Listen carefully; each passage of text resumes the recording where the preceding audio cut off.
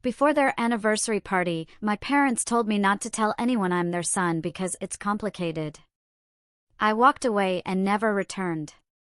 3 years later, they're confused why I ignore their calls while labeling me unreasonable and cruel. Imagine being asked by your own parents, on their biggest night, to pretend you're a stranger. To erase yourself from their story just because you weren't good enough for their curated world. That kind of betrayal cuts deeper than any lie. It's a wound that taught me a brutal truth about family, and it led to me building something they could never, ever ignore. My name is Josh, and this all went down when I was 29. Even now, it replays in my head like a scene I can't fast forward through. Growing up, most people would have called me quiet. Not shy, just observant. I listened more than I talked, saw more than I participated. And maybe that's why I spotted all the cracks before the house finally started to crumble. My parents, Carla and Dennis, lived for appearances. If something was wrong, they didn't fix it. They covered it up.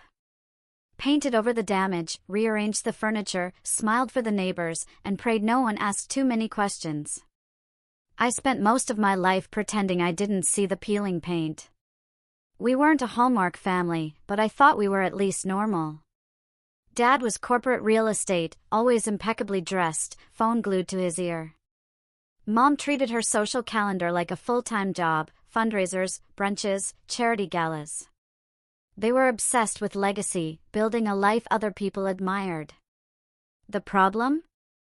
Their definition of admirable didn't leave much room for people who didn't fit their mold. I was a late bloomer.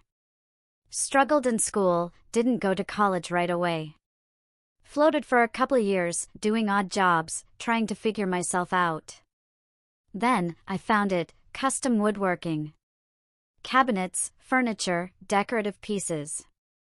It was grounding, honest. You can't fake a dovetail joint, either it holds or it doesn't. I loved that. By 28, I had my own shop, a small but steady client list. I wasn't rich, but I was proud. My parents? Not so much. Mom would describe my work to her friends like a quirky hobby. Oh, Josh is doing his little woodworking thing. It keeps him busy. She'd wave it off like I was building birdhouses. Dad barely asked questions anymore, just a half-hearted "that's nice" when I mentioned a big project. I stopped trying to impress them. I figured, hey, it happens. Parents and kids sometimes drift apart. Right? Then came the anniversary party. Their 35th. They went all out, private hall, black tie, catered, live music. Mom even sent me an engraved, formal invitation, RSVP card and all, like I was just another guest. I actually laughed.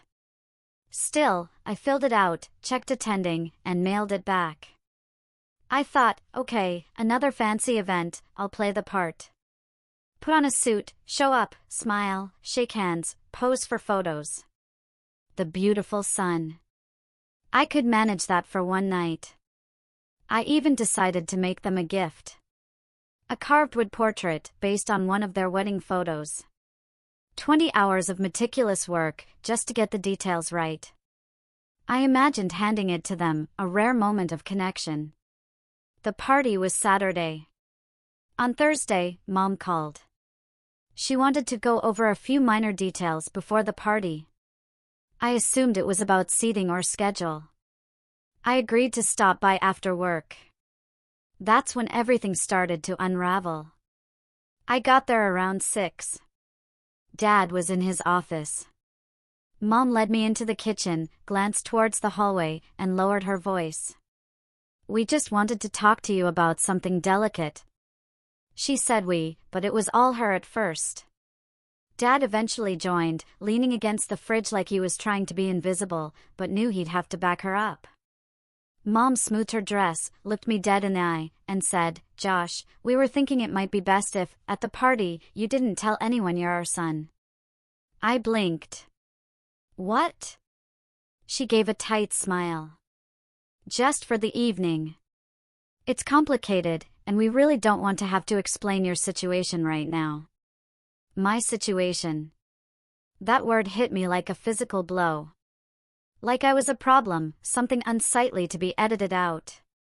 I looked at Dad, waiting for him to jump in, to say she was exaggerating. He just sighed. It's just easier, Josh. A lot of our friends from the city are coming. They have certain expectations. Expectations? My voice was thinner than I wanted. What does that even mean? Mom touched my arm, a gesture meant to be comforting but felt like a bribe. It's just one night. Just say you're a family friend, or one of the vendors. No one will question it. I laughed. A hollow, broken sound. Not because it was funny, but because I didn't know what else to do. You want me to lie about being your son so your friends don't have to know what? That I didn't go to Yale? That I build furniture for a living? They didn't answer. Dad looked away. Mom's mouth twitched like she was about to cry, like she was the victim. In that moment, something inside me just shut off. I didn't yell. I didn't throw the carving. I just stood up, walked to the door, and said, "You don't have to worry about me being at your party." Mom called after me, her voice wobbling, "Josh, don't be dramatic." But I was already gone. I got in my truck, drove home, and put that carved portrait in the back of my closet. It's been there ever since. They tried to call. Guilt-tripping voicemails, pleading messages. I didn't answer. Didn't go to Christmas, Easter, or Dad's birthday. Eventually, the calls from them stopped, but the messages didn't. They just came through other people. "You're being cruel," my aunt told me over coffee. For no reason. I just smiled, nodded, and said I had too much work. 3 years passed. 3 years of silence. And then, suddenly, they started reaching out again. They wanted to talk, to clear the air, confused why I was still harboring resentment. What they didn't realize. I wasn't angry anymore. Not in the way they thought. I was planning something. Something quiet, precise, just like everything else I build. I didn't block their numbers right away after the party incident. For a while, I just let the calls go to voicemail. I'd stare at the screen, Mom's cell, Dad's cell, lighting up like ghosts I hadn't properly buried. My thumb would hover, frozen. Sometimes I'd listen to the messages. Most were short, "Josh, call us back." Or "Josh, this has gone on long enough." The worst ones were the ones where my mom cried. She always cried strategically. Not at funerals. Not during real family fights. But voicemail? That was her stage. The first time I heard her say, "I just don't understand why you're being so cold," I nearly threw my phone across the room. Not because of what she said, but how convincingly hurt she sounded. It was almost impressive, the performance. If I hadn't been there in the kitchen that night, I might have believed her myself. But I was there. I remembered the temperature of the room, the light from the pendant lamp reflecting off the granite. I remembered how they couldn't even say the words "my son" without choking on them, like it was dirty, like it wasn't convenient. At first, I thought they'd leave me alone. That maybe deep down, they understood they'd crossed a line. But that was naive. My parents didn't apologize. They reframed. They rewrote the script and handed it out to the rest of the cast like nothing had happened. The rewriting started small. Texts from my aunt, "Heard you couldn't make it to the party. Your mom was so sad you had to cancel last minute." I didn't reply. Then came the guilt-laced updates, "Your dad was really hoping to see you at Easter brunch. He kept checking the door." As if I was the one ghosting them without explanation. It escalated. About 6 weeks after the party, I stopped by my favorite cafe on a Sunday morning. Just wanted a quiet coffee, a muffin. Nothing dramatic. But the barista, Jamie, someone I'd chatted with dozens of times, gave me this wide-eyed look. Hey, I met your mom the other day. I paused, mid-reach for my wallet. Really? Yeah, she came in with some of her friends. I mentioned you made our custom shelves and she Jamie hesitated. Well, she laughed. Said something like, oh, Josh always was good with tools. He just never quite figured out how to turn it into a real job. I froze. A flush of heat crept up my neck. Jamie looked uncomfortable. I just thought it was weird. I assumed she'd be, I don't know, proud. I managed a weak laugh. Yeah, I said. You'd think. I walked out of there and didn't taste my coffee for hours. That night, I sat in my shop, sanding the same piece of mahogany until my knuckles ached. I wasn't even working on a project. I just needed something to do with my hands so I didn't punch a wall. They were embarrassed by me? Fine. I could live with that. But to mock me, to diminish what I'd built in front of strangers in my own community? That was something else entirely. I told myself I'd cut them off completely. No more calls, no more messages. I blocked their numbers, unfollowed them on social media, deleted our last family photo.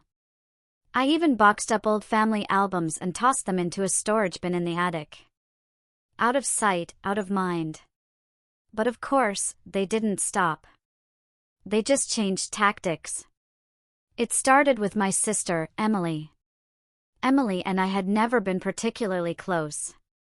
She was the golden child, straight A's, Ivy League, married at 25 to some investment banker with a jawline you could cut glass on. She lived in a penthouse, posted professional family portraits like it was a competitive sport, and hosted gender reveal parties with full catering. The last time we talked one-on-one, she asked if I'd ever considered upskilling into something a little more scalable. She called me out of the blue one morning. I didn't recognize the number. Josh, she said, as if we'd been mid-conversation. Can we talk? I almost hung up. What do you want? Mom's been crying, she said immediately. She doesn't understand why you're freezing her out. She asked me to pretend I wasn't her son, Emily. I snapped. At their anniversary party. Do you get how insane that is? There was a pause. She didn't mean it like that. I laughed, bitter. How did she mean it? She didn't want to answer questions. You know how their friends can be. They don't understand people who take unconventional paths. That's not my problem. You've always been sensitive. My jaw clenched. Right. I'm the problem, Josh, she sighed, as if talking to a stubborn child. You're punishing them for what? Not bragging about your side hustle? It's not a side hustle, I said tightly. It's a business. A successful one. I employ people. I pay taxes. I have repeat clients. You build things, Josh, she interrupted. That's great, really. But they come from a different generation. You can't expect them to understand everything. And there it was. The dismissal. The condescension. Like my life was a cute little detour from the real world. Like I was the eccentric uncle who shows up to Thanksgiving with weird gifts and stories no one listens to. I ended the call without saying goodbye. After that, I avoided every family gathering. If someone had a baby, I sent a card. If someone graduated, I mailed a gift. But I didn't show up. Not because I was bitter, but because I couldn't stomach the idea of sitting across from people who saw me as a punchline in their polished lives. But somehow, my silence only made them louder. They started telling people I was depressed, that I was going through a phase, that I was struggling to find direction. My mom even told a mutual friend I'd been laid off and was working on getting back on my feet. It was like they couldn't conceive of a version of me that was okay without their approval. If I wasn't showing up for their events, if I wasn't playing the beautiful son, then I must be floundering, failing, lost. But I wasn't. I was doing better than ever. My business was thriving. I'd hired a second full-time employee, started taking commissions from out-of-state clients. A design blog featured one of my pieces in a top 10 craftsman to watch article. I wasn't just surviving, I was building. But none of that mattered to them. Because it wasn't their version of success. Then came the final straw. A letter in the mail. Not a call, not an email. An actual letter on thick cardstock, hand-addressed in my mom's cursive. I almost didn't open it. I wish I hadn't. Inside was an invitation to my sister's vow renewal. She and Mr. Glassjaw were having a massive, expensive redo of their wedding for their 10-year anniversary. Destination, full weekend itinerary, black tie optional. And at the bottom, in delicate gold script, was a line that made my stomach drop: please respect the couple's wishes for a child-free, vendor-only event. Family members attending in a working capacity should check in with staff on arrival. Working capacity, I read it 3 times before I even blinked. There was no mistake. It was deliberate. I wasn't being invited as a brother. I was being invited as staff. I flipped the card over. Tucked inside the envelope was a small note. Josh, Emily would love it if you'd contribute a few decorative pieces for the reception. Something rustic, elegant, your style. She says it would mean a lot. Let us know what you'd need in terms of materials or delivery. No apology. No acknowledgement. Just an assumption that I'd be so flattered to be included, even in a lesser role, that I'd jump at the opportunity. That was when something in me changed. Before, I was hurt, disappointed, maybe even embarrassed. But now? Now I was done. And for the first time in years, I felt calm. I had no intention of building anything for that wedding. But I was going to give them something they couldn't ignore. Something they'd never see coming. To pull it off, I'd have to play the long game. I'd have to wait for the perfect moment. The note about the vow renewal sat on my workbench for days. I didn't even move it, just let it sit there under a layer of sawdust, warped slightly from a coffee ring I didn't bother to wipe up. Every time I looked at it, I felt this strange mix of disbelief and clarity, like I was finally seeing something that had always been there. It was like someone had turned the lights on in a room I'd been sleeping in my whole life. It's funny what happens when the last thread snaps. For so long, I'd been walking this tightrope, trying to be the bigger person, trying to prove myself without being too loud about it, trying to find a version of myself my parents could accept. Not love, just accept. But the moment I read that invitation, I realized something brutal. I could win a design award, open 10 stores, make $1 million from a single piece of art, and they would still introduce me as the one who works with his hands. Because they needed me to be less. They needed a contrast to make themselves look shinier by comparison. So, I let the thread go. I canceled everything for a week. Not publicly, not dramatically. I just told my clients I needed a short break for a personal project, then locked the shop door and shut off my phone. I went off the grid in my own tiny world. And I broke down. The kind of breakdown that doesn't look dramatic to anyone outside, but feels like an earthquake inside. I stopped sleeping, ate garbage, got stuck in these loops of memories.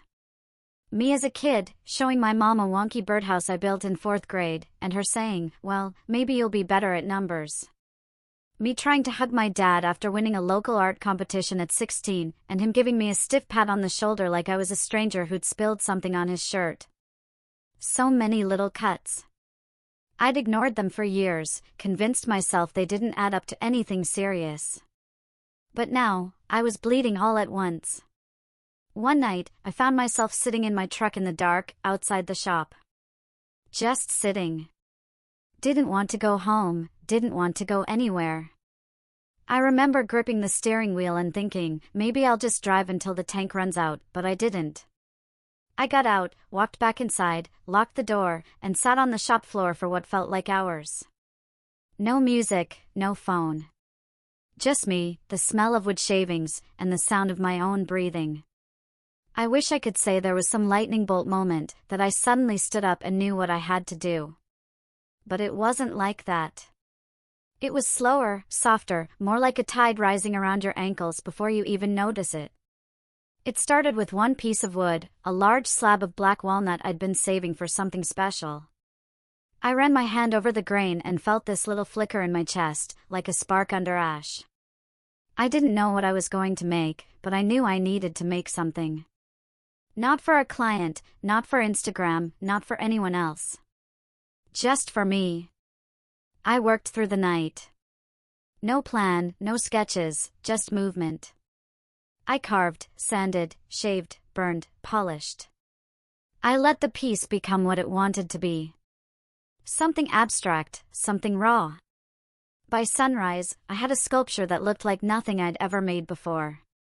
It wasn't symmetrical. It wasn't practical. But it meant something. It felt like me.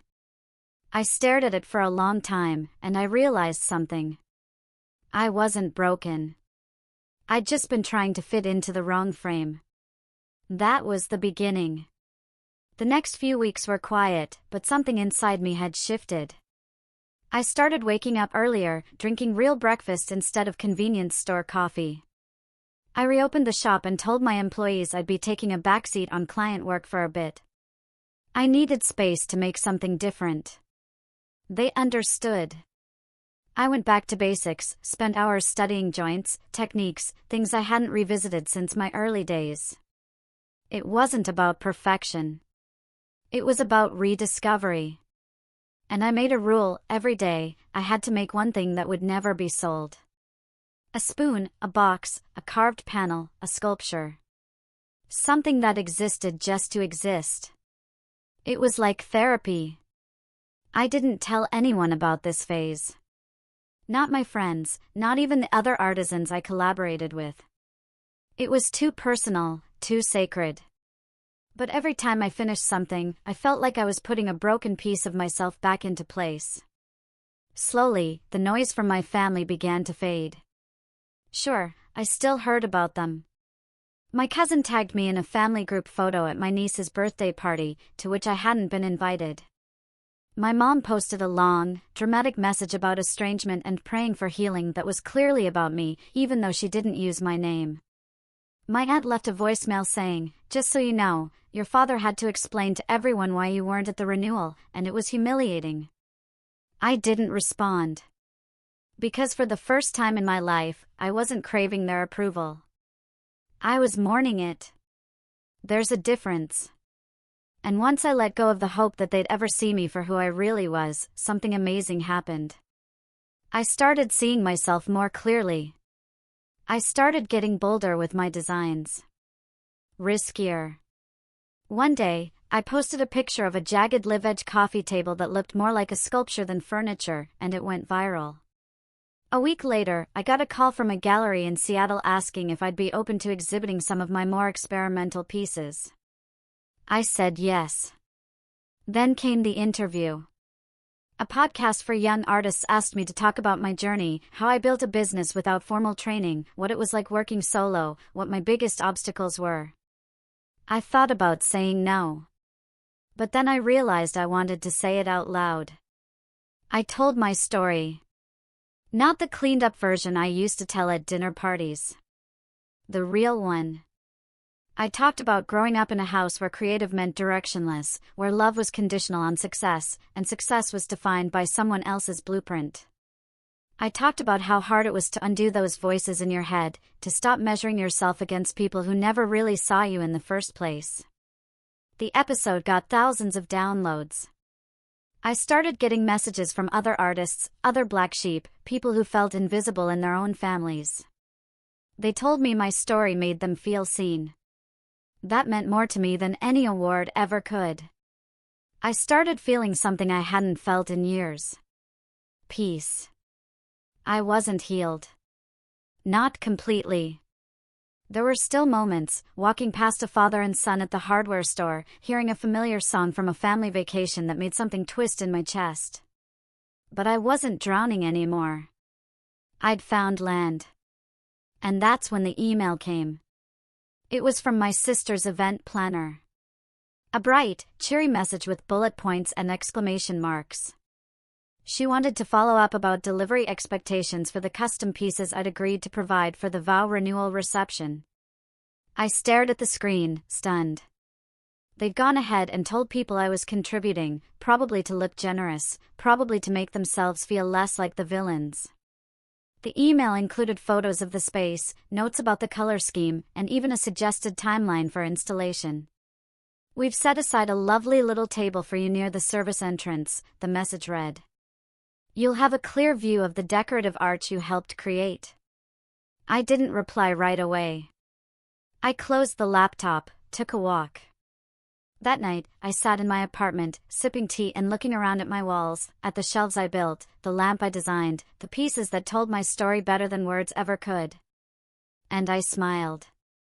Because now I knew exactly what to do. And I had just the right piece to do it with. But first, I needed to pay someone a visit. And I needed to bring a box with me. Not the kind you'd expect. But the kind you don't forget. I didn't rush it. That was the first part of the plan, don't rush. For once, I wasn't reacting to them. I was creating something. And I knew better than anyone that anything worth building takes time. Revenge, like craftsmanship, is all in the precision. After I got that email from the event planner, chirpy, fake-friendly, utterly oblivious, I knew they had no clue what was coming. They genuinely thought I'd either show up and smile like a trained dog, or quietly sulk and stay away, letting them control the narrative again. They didn't know the version of me that had come out of those long, silent weeks in the workshop. They didn't know what I'd learned, and they had no idea what I was capable of. I started by calling an old client, Naomi, who ran a boutique event space downtown. She'd hired me to design minimalist, eye-catching wood installations for her venue, and we'd stayed friendly. She was sharp, detail-oriented, and had her ear to the ground for everything in the city's upscale event circuit. If anyone knew more about my sister's vow renewal than me, it'd be her. She answered on the second ring. "Josh. Wow, I haven't heard from you in forever. You okay?" "Better than ever," I said, and meant it. "Actually, I was hoping to pick your brain. You got a minute?" "Sure, what's up?" "Emily Carter's event. Her 10-year vow renewal. You know anything about it?" Naomi let out a groan. "Oh, that circus?" "Yeah, unfortunately. She booked the Anders estate and demanded custom everything. Took my assistant 3 hours just to walk her through the flooring options she didn't even end up using." "What, just curious?" "Just curious," I said, pacing my shop slowly. "You wouldn't happen to have a layout of the venue, would you?" "Josh," she said, her tone shifting. "You're not thinking about taking on that nightmare, are you?" "Not officially," I said with a grin. "But let's just say I'm preparing something. I'd love to see how the place is set up, especially the back entrance, service quarters, storage areas." Naomi laughed. The kind of laugh that says, "I don't know what you're planning, but I want to see it happen, give me 10 minutes. I'll email over the blueprints and the vendor list." "Naomi," I said before she hung up.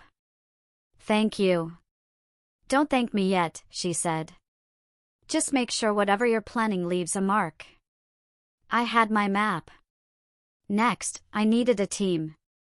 I didn't want to involve anyone close to my family. Too risky. Too many chances for word to leak. Instead, I reached out to people who knew me. People who'd been in the trenches with me during the early days of the shop. I called Mason, my first hire, an ex-con turned artisan with the best eye for detail I'd ever seen. Then I called Liv, a freelance photographer and prop designer I'd collaborated with on a few gallery installations. She was chaotic in the best way, creative, resourceful, and excellent at staging things just the right way to provoke a reaction. I didn't tell them everything. Not at first. I invited them over to the shop one Friday evening and laid out a large cloth over the main bench. Beneath it were 3 sketches and a series of labeled mock-ups, a sculpture, a pedestal, and a hidden compartment with a sliding mechanism, all built from scratch. "This," I said, lifting the cloth, "is going to the vow renewal." Liv raised an eyebrow. "Your sister's event?" Mason crossed his arms. "I thought you weren't going." "I'm not," I said. "But this is." I watched their eyes scan the designs. Confusion slowly morphed into realization. "Is that what I think it is?" Liv asked, pointing to the carved center. I nodded. "You want to display that at the event?" Mason said, half impressed, half horrified. "No," I said. "I want them to ask for it." That was the key. This couldn't look like sabotage. Couldn't be sabotage, technically. It had to be something they welcomed, something they bragged about, something they posed with for photos, completely unaware of the trap beneath their feet. It had to be a gift. And not just any gift. A masterpiece. I got to work. The sculpture took nearly 3 weeks. I worked in secret, after hours, under a tarp even inside the shop.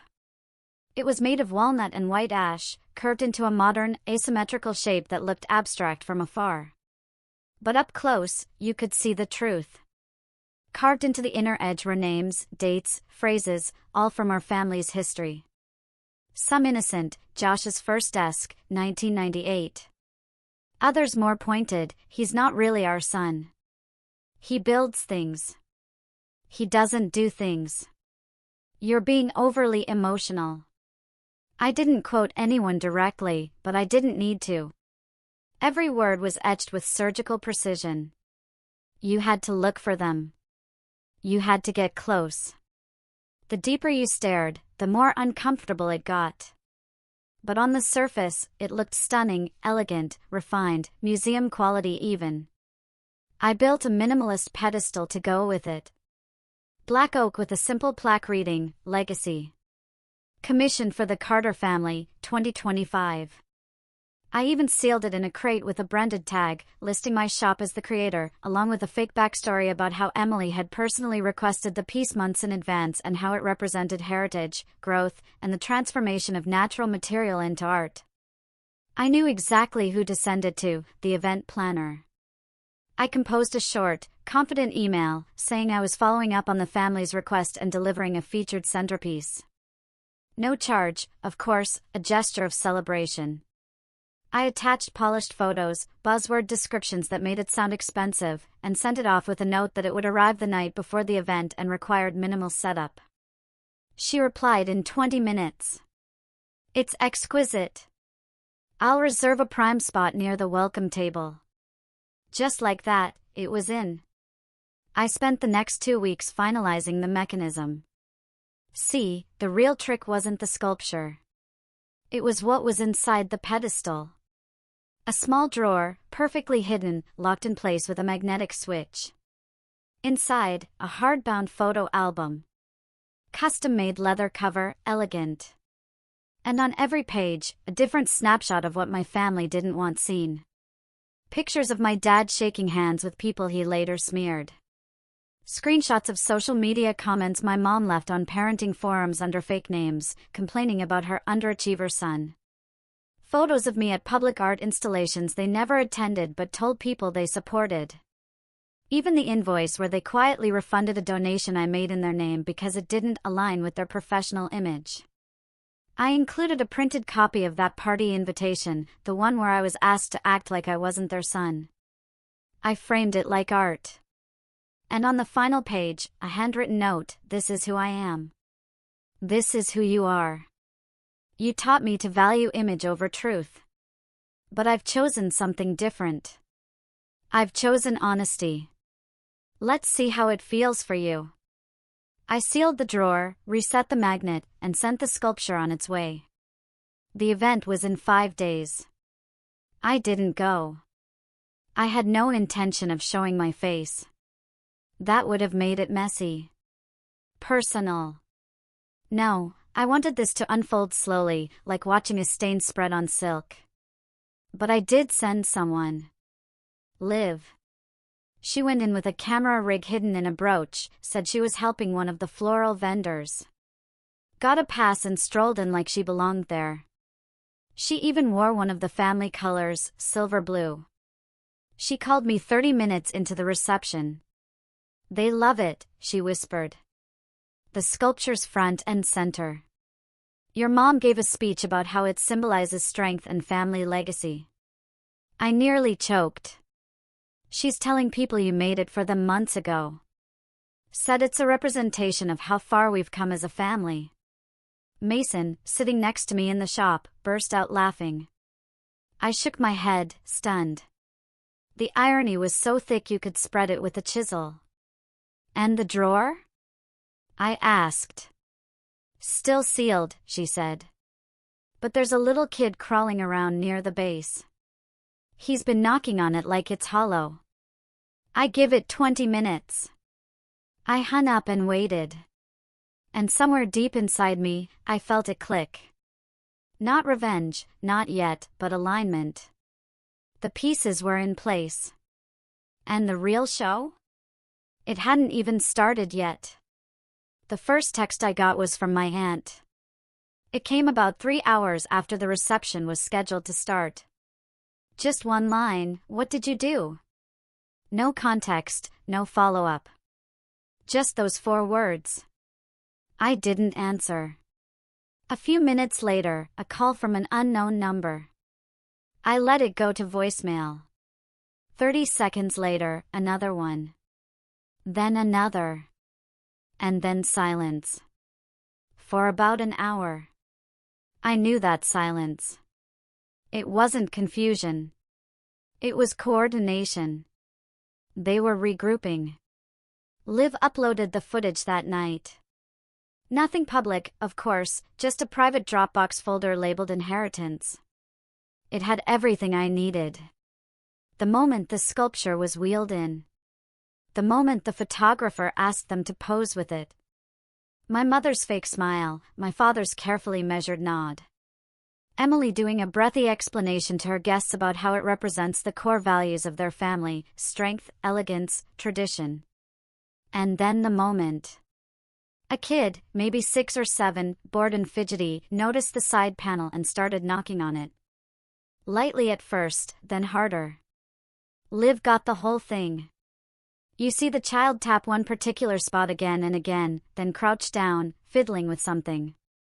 A guest crouches with him, an older man, maybe a family friend. He runs his hand along the seam, looks up, curious, calls someone over. A few moments later, one of the staff opens it. The magnetic switch slides loose. The drawer opens. That's when the video gets quiet. You can feel the air change. A woman leans over, picks up the album, and opens it to the first page. Her smile slowly drains. Then she flips. And flips again. Her face tells the story. By the 5th page, she glances around, then hurries over to my sister. Emily, radiant in a pale blue gown, takes the book with a polite, confused smile, still posing for photos, still floating on her little cloud of self-importance. She reads the first page, and everything stops. Her expression collapses. Not dramatically, not instantly. Just wilts. Slowly, like a dying flower. She flips another page, then another. By page 6, she's walking briskly off camera, book clutched to her chest like a bomb. You don't see where she goes, but the whispers begin. That's the thing about events like this. They're performances. And performances depend on control, lighting, timing, mood. Control the stage, you control the story. But the moment the audience senses something real, something raw, everything unravels. Within minutes, you can see guests begin to murmur, turn to each other, point toward the sculpture. One woman takes a closer look and visibly flinches. A man leans down and starts tracing one of the carved phrases with his finger, his eyebrows raised. Then someone snaps a photo. A few more follow. Phones come out. People start reading aloud. The phrase, "He's not really our son," echoes faintly through the video.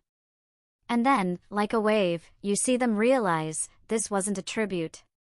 This was a confession. And they displayed it, framed it, bragged about it. I didn't need to be there. I could feel the room folding in on itself through the screen. Liv did one final pan across the reception hall before heading out. My mother is off to the side near the catering station, talking rapidly to two elderly women with horrified expressions. My father stands stiffly near the sculpture, glaring at it like it betrayed him. Someone tries to cover the pedestal with a tablecloth, but it's too late. The photos are out. The story is already leaving the room. And Emily? She's gone. I watched the footage twice. Then I deleted it. It had served its purpose. The fallout was fast and deliciously silent. That's what I'd hoped for. No screaming matches, no tear-stained apologies. Just consequences. The next day, my parents called me. I didn't answer. They tried from their landline, from burner numbers, from Emily's number. Nothing. Then came the email. Subject line, "We need to talk." The body of the message was short. "Josh, what you did last night was cruel and humiliating. You embarrassed this family in front of hundreds of people.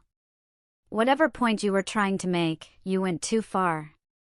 Please call us so we can discuss next steps. Your mother hasn't stopped crying. Dad." I stared at the screen for a while. Then I typed 2 words, "Message received," and hit send. That was all. No explanations, no arguments, no emotional monologues. They didn't deserve my voice anymore.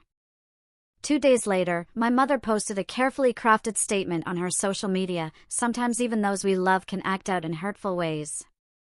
Families are complicated. We ask for privacy and understanding during this time. She turned off comments, but screenshots made their way around. Some of her friends sent me messages.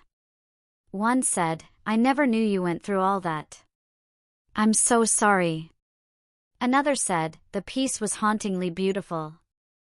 I don't think I'll ever forget it." And that? That meant more than any forced apology ever could. Emily never reached out, but I heard through the grapevine that she canceled her honeymoon, that she spent the next week ghosting every friend who was at the event. Her husband, Mr. Glassjaw, was furious she hadn't vetted the piece more closely. Apparently, his firm took some hits, too. A few clients weren't thrilled to be associated with a family that publicly disowned their son and got caught lying about it. Couldn't have happened to nicer people. Meanwhile, my business exploded. I got 5 new commission requests within a week, most from people who saw photos of the sculpture online and wanted something with similar emotional depth. A design magazine ran a feature titled, "The Artist Who Exposed His Family with One Sculpture." I didn't ask for the title, but I didn't argue with it either. I was invited to do a TEDx talk, declined, got a grand offer, accepted. My waiting list grew by 6 months. But none of that was the real win. The real win came on a Tuesday afternoon, about 3 weeks after the event. I was in my shop, working on a new piece, something smooth and warm, shaped like a slow breath, when there was a knock at the door. Not the main entrance. The side one. The private one. I wiped my hands, opened the door, and there was my neighbor's kid, the one who always biked past my shop on the way to school. He was holding a school project, a lopsided jewelry box, barely held together with glue. He looked nervous. "Hey," he said. "My mom said you make stuff. Like, good stuff." "I do my best," I said, crouching down. He hesitated. "This fell apart. Do you think you could help me fix it? I want to give it to my grandma." I looked at the box. One hinge was crooked. The lid didn't sit flat. But the effort was there. The intention. I smiled. Yeah, I said. I think we can fix it. And as I held that small, broken box in my hands, I realized something. Sometimes the best thing you can build isn't a masterpiece for a gallery, or even a weapon of truth. It's the version of yourself that no one ever thought you could be. It's the simple act of putting something broken back together, with honesty and care, just because it matters to someone. Even if it means finally breaking everything that came before. They asked me not to tell anyone I was their son. Turns out, I didn't have to. The truth carved itself a far more prominent place.